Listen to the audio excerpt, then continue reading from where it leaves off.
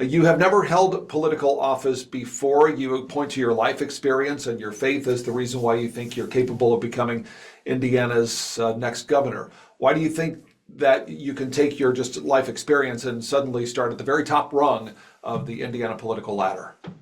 Well, right. Our Constitution was made so that it's not the political elite that run this country. We are ran by we the people, and it has really become a place in our state that is ran by the political elite. There are many people that have their own aim, their own goals. The thoughts for Indiana right now are thoughts that include bringing companies that are billion-dollar companies into our state, and with those billion-dollar companies come billions of strings. And so I am a leader that is qualified by the Constitution.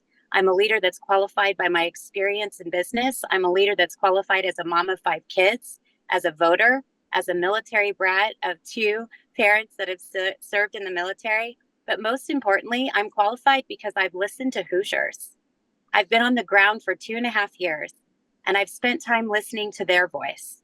What's important is not what the government wants for the people. What's important is what the people want for the government. You just mentioned about billion-dollar companies coming into the state of Indiana. We have just in our area, there's some discussion about Amazon moving in, General Motors battery plant. Those are billion-dollar companies. Are you saying that the state should not be going for the business of the billion-dollar companies? I think what the state needs to be doing is discussing her plans with her people. What has happened is a lot of the plans that have been made, specifically when it comes to the IEDC and the billion-dollar companies that have come in, the microchip company that's there in Boone County, the fact that they put that microchip company in a place where it needed water, but there is no water. Now they're having to build a pipeline that's going to be $2 billion, at least. $2 billion is 20 million per county in the state of Indiana.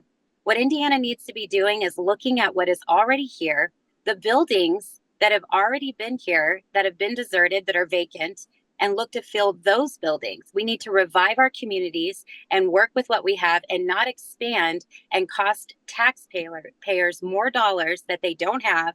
That is what Indiana Hoosiers want. Since you are a political newcomer and we really don't have a track record that we can look to see where you would stand and how you would handle issues, give us an example of a current politician who people may know that you would try to emulate that type of style. Well, I don't try to emulate politicians. My anchor is the Lord Jesus Christ. I've been a Republican all my life, and so I've always voted as a Republican. I'm a conservative. I believe in lower taxes and less government. And I think that's really interesting when you're asking to imitate a politician of today's conservative party, if you will, because that's the party that I'm a part of. That would be hard to do because a lot of times what we see as conservatives are people that are going into government and are not looking to shrink the government, but instead they're looking to expand it. We have to stop doing this. It is hurting the people. Now we're dealing with inflation on top of an expansive government. This is truly a problem in the state of Indiana. And so my rock and anchor is the Lord Jesus Christ. That's the reason I serve. And my record is shown through my voting. I've always voted as a Republican. I believe in the conservative values that have always lifted up this party, which is less government and lower taxes. And that is my commitment to the people of the state of Indiana.